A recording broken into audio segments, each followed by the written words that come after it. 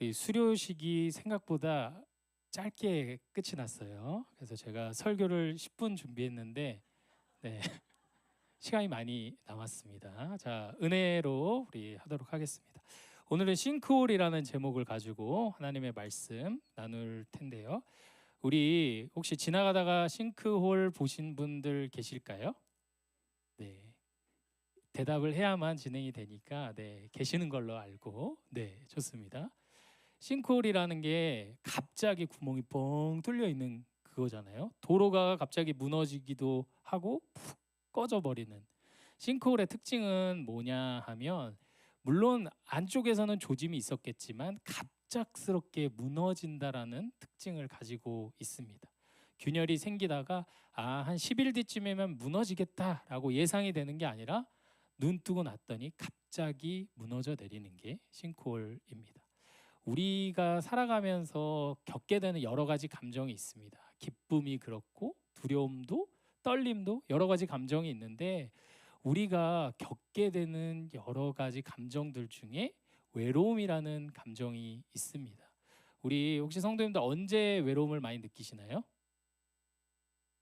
네, 제가 지금 외롭습니다. 대답을 안 해주셔서.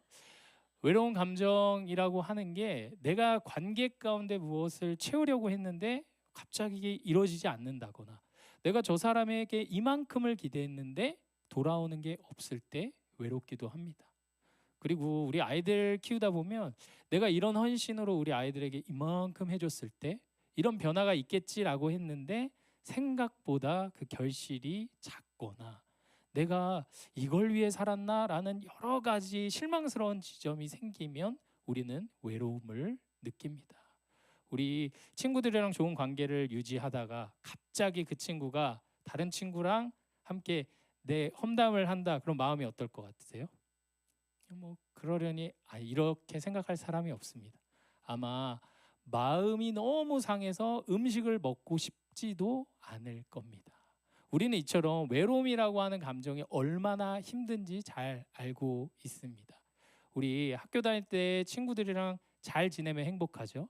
근데 그 친구랑 사이가 안 좋아지면 마음이 어려운데 우리가 실은 본질적으로 가장 크게 느끼는 외로움은 바로 하나님과의 관계가 멀어지다라고 느껴질 때입니다. 하나님과의 관계가 멀어지면 우리는 그 채울 수 없는 허무함을 갖게 됩니다. 반면 하나님과 사이가 좋으면 내 안에 즐거움이 차오르고 기쁨이 차오릅니다. 뭐 별거 안 한 것 같은데 하나님이 여기서도 발견되고 저기서도 발견됩니다. 산을 봐도 하나님의 그 크심이 발견됩니다. 우리 갱년기를 지난 분들에게는 하나님이 많이 발견되는 것 같습니다. 예? 예. 꽃만 봐도 너무 이뻐서 우리 엄마가 갑자기 꽃사진 보내면 이게 하나님을 느끼셨구나라고 생각하고 답장 잘해 주시길 축복드립니다. 네, 시어머니가 만약에 꽃을 보냈어요? 어떻게 해요? 우리 시어머니가 하나님을 발견하셨구나라는 그런 생각으로 넉넉히 받아줄 수 있는데요. 이처럼 우리는 하나님과의 관계에 따라 우리의 삶의 의미를 발견할 수도 있고 그렇지 않을 수도 있습니다. 근데 이상한 게 있습니다. 우리는 하나님 안에서 하나임에도 외로움을 느낄 때가 있습니다. 어느 날 갑자기 싱크홀처럼 갑자기 그 깊은 암흑에 우리가 빠질 수도 있습니다. 우리가 읽은 오늘 본문에 우리 시편 기자가 그런 마음이었던 것 같습니다. 이제 심재영 목사님이시니까 제가 아까 말씀드린 본문을 이미 준비해 놓으셨을 거라고 생각을 하는데 믿음으로 2절을 우리 다 함께 읽겠습니다. 아니죠? 아니네요. 제가 읽겠습니다. 주는 나의 힘이 되신 하나님이시거늘 어찌하여 나를 버리셨나이까? 내가 어찌하여 원수의 억압으로 말미암아 슬프게 다니나이까?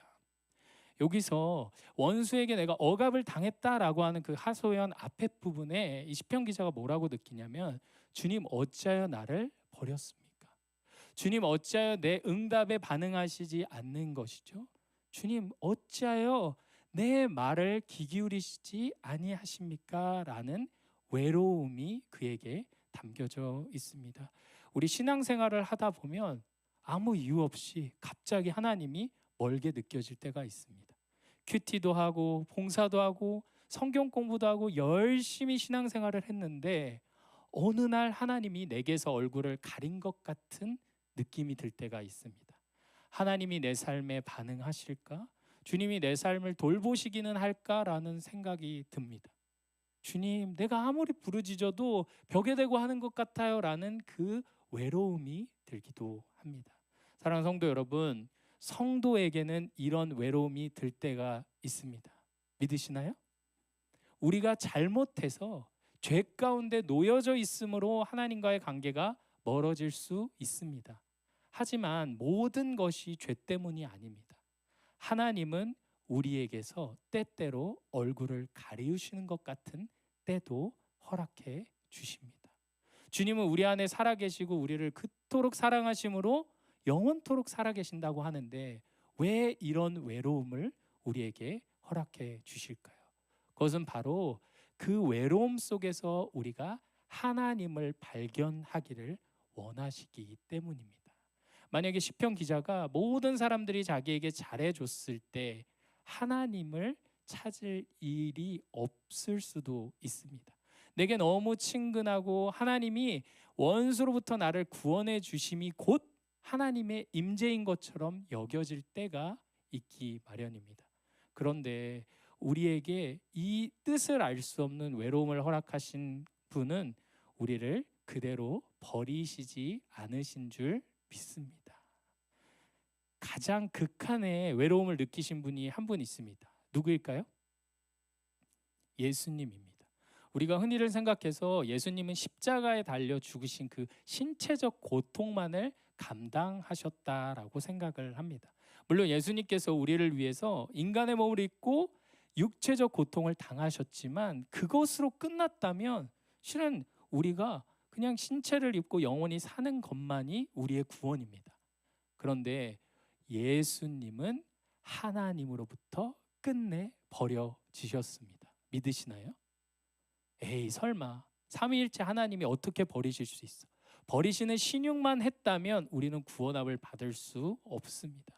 하나님의 아들이신 예수 그리스도께서 십자가에서 끝내 하나님으로부터 완전히 유기되어 그 영적인 죽음을 우리를 대신하여 지셨기 때문에 우리가 소망을 얻게 된 줄 믿습니다.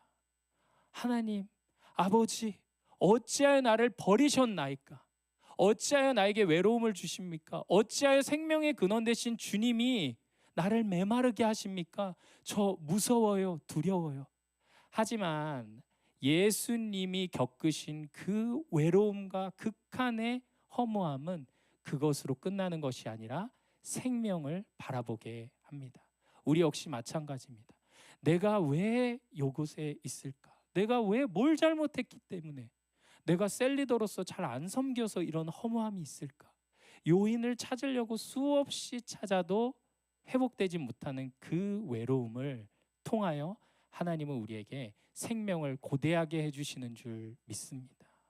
근데 우리가 보이는 반응은 무엇일까요? 우리 주변에 친구가 나랑 친하게 지내다가 나를 좀 어려워합니다. 그럼 무슨 감정이 들죠? 쟤 왜 저래? 내가 뭐 잘못했지? 괘씸해. 날 버린 거 아니야? 라는 생각을 합니다. 하나님이 우리에게 이런 외로움을 때때로 허락하여 주셨을 때 인간적으로 반응하여 주님께 토라지거나 주님의 사랑을 포기하지 않으시길 축복드립니다. 주님이 날 버렸나 봐. 그래, 내가 뭘 해야 할까? 무엇을 해야 주님과 내가 함께하고 있다라는 느낌을 회복할까? 우리는 느낌을 회복하기 위하여 주님께 갈구하는 자들이 아닙니다. 구원받은 느낌, 연합된다는 느낌, 충만히 채워졌다라는 느낌을 구하기 위하여 예배당에 오고 말씀을 읽는 것이 아니라 진리이신 하나님만을 끝없이 부르짖음으로 주님이 우리에게 평안과 회복과 연합의 복을 채워주실 줄 믿습니다. 그 외로움이 실은 주님을 가장 절실히 찾을 때입니다. 그 외로움, 그 안개와 같은 곳에서 주님, 나의 빛이 되어 주시옵소서. 주님, 내 삶의 빛이 되어 주시옵소서라는 그 간절함이 있을 때 하나님은 우리에게 복을 더해 주실 줄 믿습니다. 여러 가지 감정이 있습니다. 우리가 주변에 사람이 아프고 어려운 일을 겪고 재정이 어려우면 주님을 찾습니다. 하지만 허망한 때에도, 외로운 그때에도 하나님을 찾아야 합니다. 오늘 본문의 시편 기자는 이렇게 얘기합니다.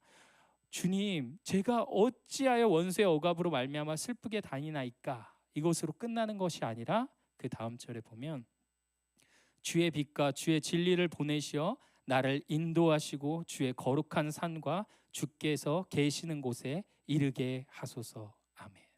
하나님, 저 외로워요. 외로우니까 외로운 기분을 없애주세요. 제가 누군가와 함께하고 있다라는 걸 증거해 주세요가 아니라 빛 대신 주님, 내 삶에 빛을 비춰주시옵소서.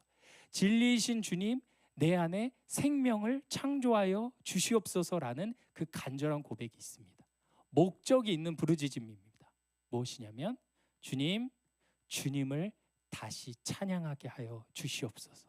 주님의 빛을 발견하고 주님의 진리에 거하는 기쁨을 회복하여 예배자로 살게 해주세요. 이 외로움과 유기감으로부터 나를 건져 주세요 라는 그 고백이 우리 가운데 있어야 합니다. 사랑하는 성도 여러분, 외로움을 덜어달라고 주께 구하는 것이 아니라 빛과 진리로 나를 예배자로 삼아달라고 주께 간구하시기를 축복드립니다. 하나님은 그것을 원하십니다.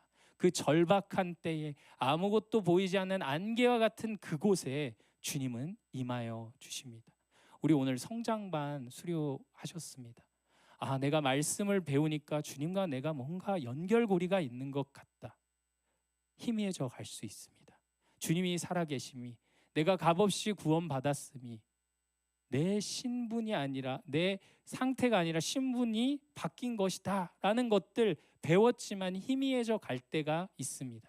하지만 그때 주님께 다시 구해야 할 것은 하나님, 나의 안에 살아계신 성령님, 빛과 진리를 비춰주시고 제가 잊고 있던 빛과 진리를 생각나게 해주세요 라고 간구하시기를 축복드립니다. 그렇지 않으면 성장반을 수료했는데 시험 들 수 있습니다. 주님, 이제 더 뭐 해야 하죠? 무슨 코스를 해야 내가 주님이 내 안에 살아계심을 또 찾아낼 수 있죠?